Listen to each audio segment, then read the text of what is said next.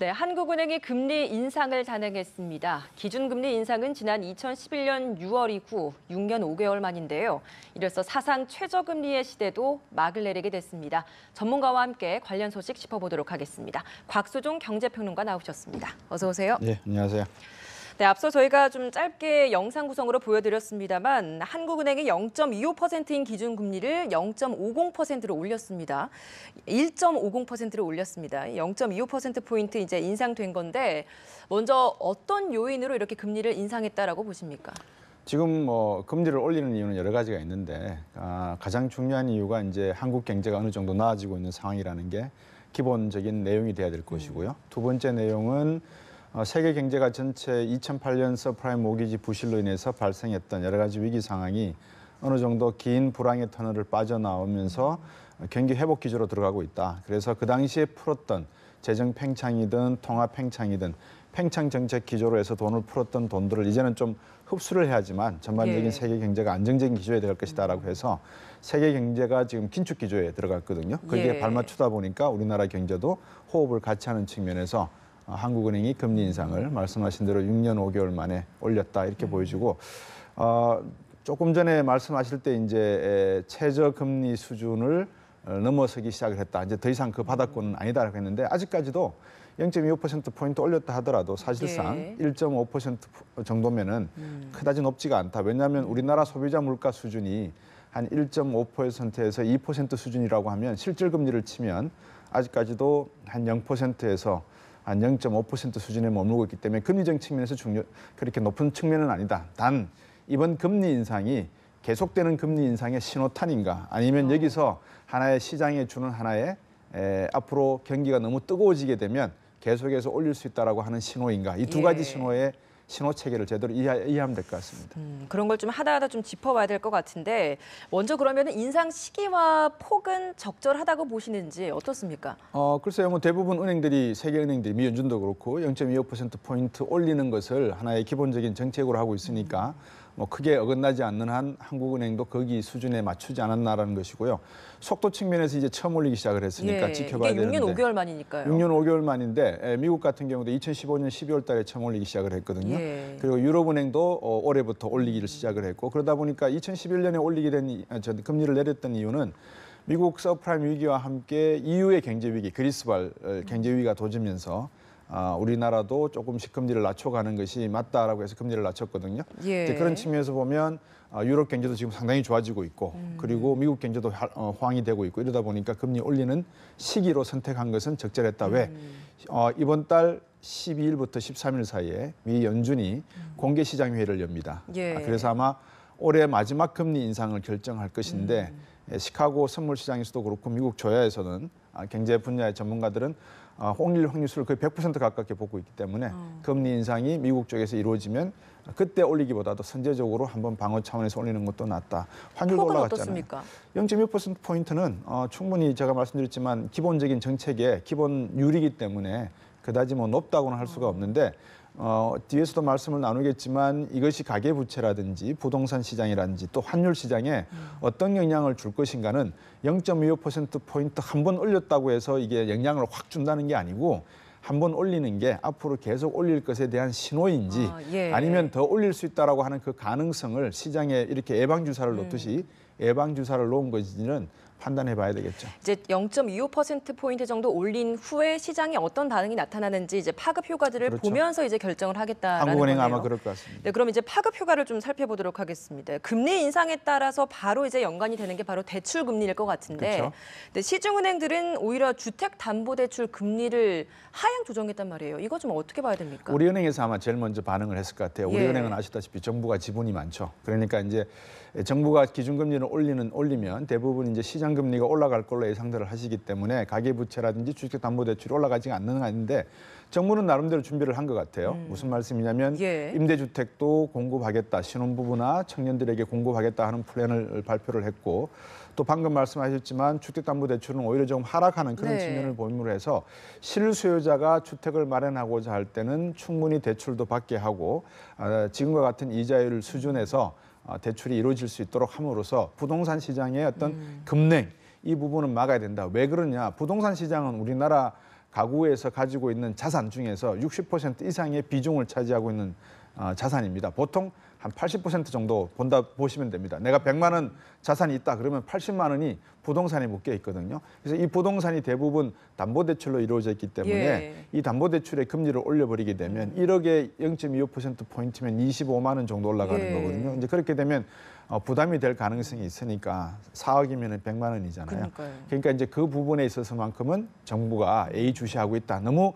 소득주도 성장의 경제를 이루겠다라고 했는데 너무 금리를 급격하게 올려버리게 되면 부동산 시장, 자산 시장을 냉각시키게 되고 그렇게 되면 내 소득도 중요하지만 자산에서 벌어지는 소득도 중요한데 이 시장이 꽁꽁 얼어붙으면 소비가 없지 않겠습니까? 예. 그래서 정부는 아마 그런 측면에서 미리 안전망을 깔아놓고 또 금리를 올리고 하는 그런 과정을 가지 않나 보여집니다. 대출금리 인상 폭도 그렇게 크지 않을 거라고 또 나오고 있던데 이것도 맞습니까? 보통 이제 상업은행들이 비즈니스, 그러니까 경영을 하는 예. 수익을 창출하는 방식은 예대금리차잖아요. 예. 예금하는 금리와 대출 받는 금리가 차이가 나는데 보통 대출을 해주는 금리가 예금 금리보다 한 높죠. 2%포인트보다 높죠. 예. 그러면 이제 대출을 해주는 방금 말씀하실 때 금리가 올라가기 때문에 대출 금리, 신용 대출이라든지 다른 대출 금리는 올라가지 않겠는가? 올라갈 가능성이 상당히 높죠. 근데 이제 예금 금리도 따라서 올라갈 가능성이 있으니까 그 예대 금리 차이는 소비자 입장에서 보면은 그렇게 크지는 않겠지만 그래도 저축하는 입장에서는 조금은 도움은 될 수 있다 이렇게 보여집니다. 어쨌든 말씀하신 것처럼 기준금리가 올랐으니까 대출금리도 오를 수밖에 없다 보니까 여기에 대한 좀 대책 마련도 필요할 것 같은데 어떤 대책이 좀 필요할까요? 두 가지 측면에서 말씀을 드리면 어떨까 싶습니다. 하나는 국내 경제적 상황에서 부동산 시장이나 그러면 금리가 올라가니까 이 자산을 내가 만약 현금을 보유하고 있다 그러면 어디에 투자를 해야 될지 주식을 사야 되느냐, 채권을 사야 되느냐, 현금을 보관해야 되느냐 측면이 하나가 있고 금리가 앞으로 올라갈 가능성이 있으니까 지금 고정금리로 갈아타야 되느냐 아니면 지금 대출을 갖다가 어느 정도 갚아 나가는 디레버리징을 하는 것이 옳느냐 이건 예. 아마 시청자 여러분들께서 고민을 하셔서 결정을 해야 되는 문제 같고요. 예. 두 번째 대외적인 측면이 하나가 있습니다. 금리가 올라가게 되면 환율이 떨어집니다. 환율이 떨어진다는 말은 원화 가치가 절상된다는 의미거든요. 이제 그렇게 되면 우리나라 수출 기업들이 영향을 받게 되죠. 수출이 적게 되죠. 왜냐하면 외국인들이 와서 물건을 사가지고 가려고 그러는데 1달러에 1,100원 할 때보다 900원으로 환율이 떨어지면 우리나라 물건이 비싸지잖아요. 예. 그러니까 우리나라 수출에 지장을 받죠. 이제 그렇게 되면 전반적인 수출 경기가 악화되면서 내수 경기에도 악영향을 줄 수 있기 때문에 금리의 인상이라고 하는 것은 그렇게 간단하게 내수 시장의 어떤 가계부채 문제만 보는 게 아니라 기업을 살릴 것인가 가계를 살릴 것인가에 대한 어떤 결정도 정부 정책 당국자로서는 고민해야 될 부분인 것 같습니다. 모든 것들이 지금 다 연결이 그럼요. 돼 있다 보니까 예. 다 좀 많은 대책이 필요할 것 같습니다. 이 기준금리랑 또 연결되어 있는 게 바로 또 주가잖아요. 그렇죠. 그래서 이날 이제 지난 30일에 기준금리를 인상한 이후에 시중은행들의 주가를 봤더니 근데 시중은행의 주가는 오히려 올랐단 말이에요. 이건 좀 어떻게 봐야 됩니까? 글쎄요, 0.2%포인트 올랐다고 해서 금은행 주가가 올랐다고 하는 것은 그만큼 이제 기대 심리겠죠. 앞으로 은행의 수익률이 좋아지지 않겠나라는 의미인데 은행들은 0.2%포인트 올리지 않아도 상당한 수익을 내고 있다라고 보여집니다. 제 개인적인 판단은. 예. 근데 이제 이 금리를 올리게 된 이유 중에 하나가 미국의 금리 인상이 분명해지거든요. 그러면 우리나라에 들어와 있던 많은 달러 자금들이 우리나라 금리보다 미국 금리가 올라가는데 우리나라에 돈을 예치하고 있다는 것은 바보잖아요. 그러니까 우리나라에 있던 금리 돈을 빼서 미국의 예. 더 높은 금리를 가져가는 것이 옳지 않겠습니까? 이제 그런 현상이 벌어지게 되면 환율이 올라가 버리죠. 그러니까 환율이 올라가지 않고 떨어지고 있다는 것은 외국 기업들이 우리나라의 환율이 자꾸 떨어지는 것은 앞으로 우리나라의 금리가 더 이상 오르지 않고 이 수준에서 머물 가능성이 높다는 의미인지 아니면 그 반대 의미인지를 판단하고 있다는 것이거든요. 그러니까 그만큼 우리 금리가 지금 상태에서 올라갈 가능성이 더 높기 때문에 예. 해외로 빠져나갈 돈은 작다. 이제 이런 측면에서 환율 문제도 주가와 함께 같이 보시면 되겠습니다. 예. 근데 금리에 또 영향을 받는 것 이제 바로 부동산일 겁니다. 부동산 관련해서도 좀 영향을 살펴보고 싶은데 정부가 부동산 규제도 했고 또 여기에 또 금리 인상까지 되면서 부동산 관련 대출도 어려워지면서 부동산 시장이 더 얼어붙는 게 아니냐라는 걱정도 하고 있습니다. 실제적으로 어느 정도의 영향이 있을 것이라 보십니까? 이미 지방 부동산은 상당히 좀 얼어붙었다라는 이야기를 듣고 있죠. 그렇지만 서울이나 수도권에서는 상당히 아직도 부동산 시장이 뜨거운 것 같습니다. 이렇게 말씀드리면 어떨까 싶습니다. 금리를 올리게 되면 가계대출의 상당 부분이 주택담보부 대출이 많이 있기 때문에 많은 실수요자분들도 금리가 오르게 되면 제가 대출을 받아서 집을 사는 게 부담이 될 수 있다는 판단에서 집을 안 살 거라고 보이지만 결국은 이 모든 가격 상승 요인이 경제가 어느 정도 안정기에 들어가고 나면 다 비용의 수익에 반영이 될 가능성이 높다고 볼 수가 있거든요. 이제 그렇게 되면 부동산 가격이 향후에 지금은 눌려 있지만 다시 상승 기조에 들어갈 때 금리가 그렇게 문제가 되겠는가? 왜냐하면 부동산 시장은 많은 투자자들이 어떤 장기적 투자적 관점도 있지만 투기적 관점도 존재를 하기 때문에 주택 가격이 자고 나면 1억씩 오르고 분양을 받고 나면은 수천만 원에서 1억까지 오르는 이런 시장 상황에서 금리만 가지고 단순히 어떤 부동산 경기를 냉각시켰다가 뜨겁게 만들었다 할 수는 없는 것 같다. 이거는 수급의 문제에다가 또 주택 안정에 따른 여러 가지 근로소득의 문제도 같이 보셔야 되지 않나 생각이 듭니다.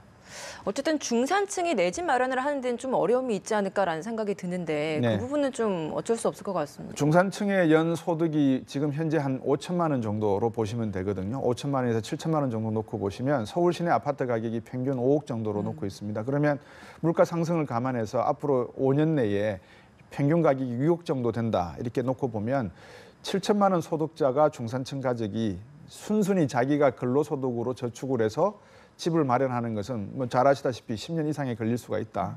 그럼 결국은 부동산 담보대출을 낄 수밖에 없는데 이제 그렇게 되면 수급에 의해서 공급을 많이 늘리게 되면 문제가 해결되지 않겠는가라는 그런 생각을 정부가 하고 있는 거죠. 근데 이미 주택은 전국에 113%가 공급이 돼 있어요.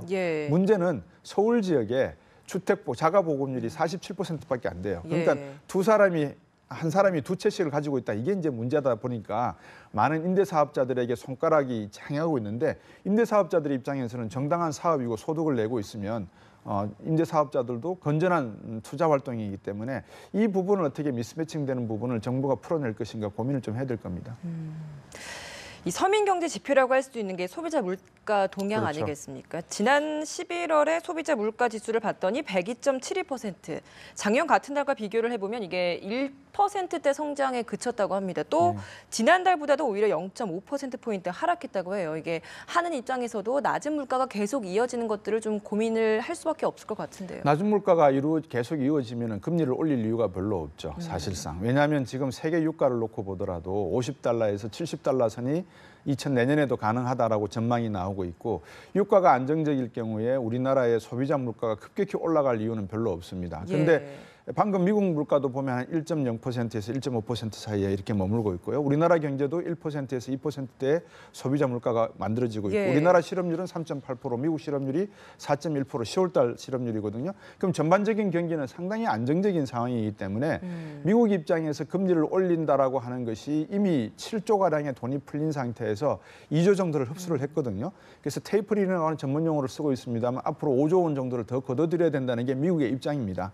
그러니까 미국의 입장을 따라가다 보니까 미국은 금리를 올릴 수밖에 없는 상황이고 우리도 미국과 같이 금리를 낮추면서 돈을 많이 풀어서 초이노믹스 많이 들어보셨을 건데 돈을 많이 풀면서 경기를 확장시켰던 그런 측면이 있기 때문에 이게 안정적이다라는 말은 과연 지금 상태가 경제가 좋은 건지 아니면 이대로 더 가야지만 경제가 더 안정적인 체질을 강화할 수 있는지에 대한 의문은 남는데 미국의 금리 인상 기조, 석유 유가의 가격 상승성, 소비자 물가의 상승성 이것을 놓고 우리나라 경제의 금리 인상과 GDP 성장률 같이 보셔야 되는 그런 시점이다 이렇게 보여집니다. 앞으로 이제 한국은행이 금리를 어디까지 올릴지 또 얼마나 빨리 올릴지 더 올릴 것인지 이런 것들을 다 좀 예의주시하면서 재테크나 투자에 좀 관심을 가져야 할 것 같은데 지금 같은 시기에는 좀 어떻게 재테크를 해야 됩니까? 글쎄요. 지금 같은 시기에 가장 좋은 게 현금 들고 있는 게 제일 좋겠죠. 왜냐 그러면 기업도 현금 유보가 500조가 넘습니다. 10대 기업 같은 경우에. 그만큼 투자할 데가 없다는 반증이 되는 거고요. 가계 측면에서도 이렇게 주택 가격이 오르지 않고 냉각되고 있는 상태에서 실수요자들은 주택을 구매하는 것도 생각해 보셔야 되겠지만 주식이나 많은 부분에서 지금 과잉 버블이 있는 부분이 없지 않아 있습니다.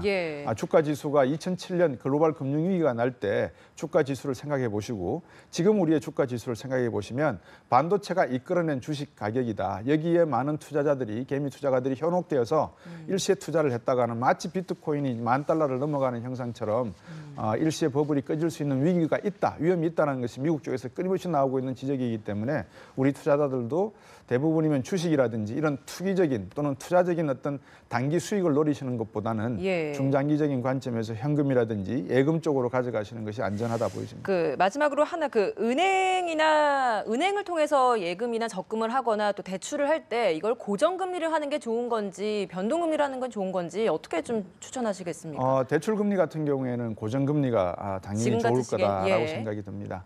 네. 왜냐 그러면 미국도 아무래도 지금 1.25%에서 1.5%까지 올리고 이게 2%까지 가져갈 가능성이 있기 때문에 내년에도 한 두세 번 올릴 가능성이 있거든요. 예. 그럼 내년에 0.5%포인트 오른다면 내년 미국 연준의 금리는 2% 정도 될 것이다. 그럼 우리도 내년에 한 두 번 정도 올린다고 가정을 하면 0.5%포인트 오를 가능성이 있다면 점점 올라가는 추세로 가지 않겠는가. 이제 지금이 그럴 때 어쨌든 제일 낮은 시기라고 수준이다. 보고 고정금리를 하는 게 고정금리로 하시면 낫겠다. 좋습니다. 네, 알겠습니다. 지금까지 곽수종 경제평론가와 함께 이야기 나눠봤습니다. 고맙습니다. 네.